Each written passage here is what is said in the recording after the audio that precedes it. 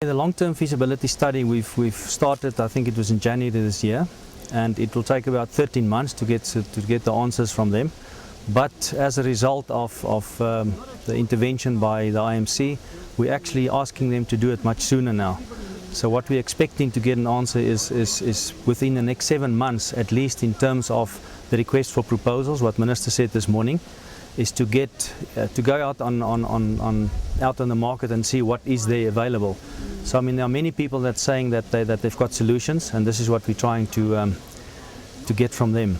So that's the long-term feasibility study. Now the whole idea with the long-term feasibility study is what are we going to do with the water? So I mean, there's going to be a final water at the end after desalination. What do you do with the water?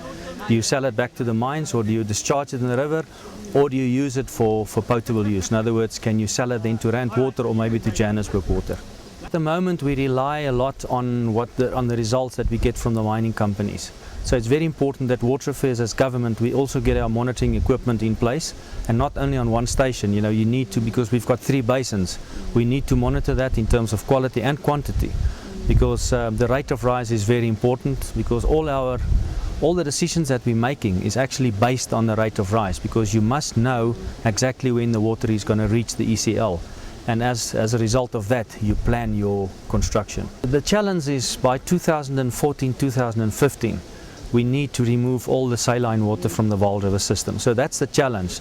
Now, whether we're going to have plants up and running by then, I mean, that we'll have to see within the next couple of months. It actually means that you have to run processes in parallel. And that's why also the environmental impact assessment and your public participation has to run in parallel with what you're doing. Well, I think the idea is if you have a short-term solution only, and I mean that was the outcry out there, is that people saying a short-term solution is not a business case on its own.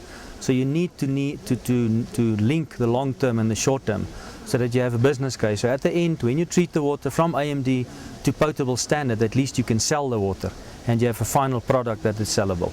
I think it's on schedule. What we saw today is the emergency treatment plant.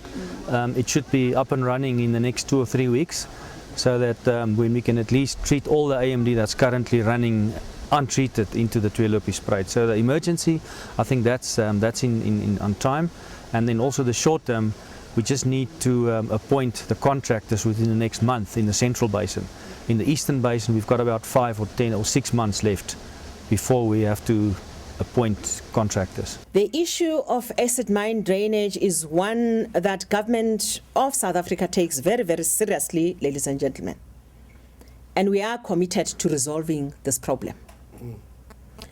And I want to make it clear that the Department of Water Affairs and I here today speak on behalf of other departments that are charged with the responsibility of dealing with this problem.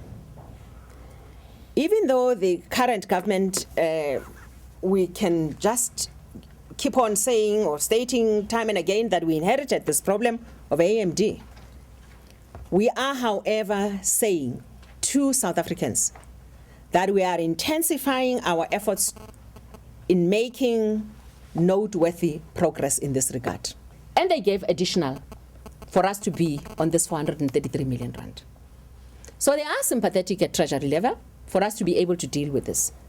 So I'm asking that we don't have to spend time dealing with a concern and a worry about the budget shortfall, because if indeed it comes to a push, we know that our treasury will be there with us. On this World Water Day, we once again dedicate ourselves to putting our heads together and finding solutions to the problem of AMD.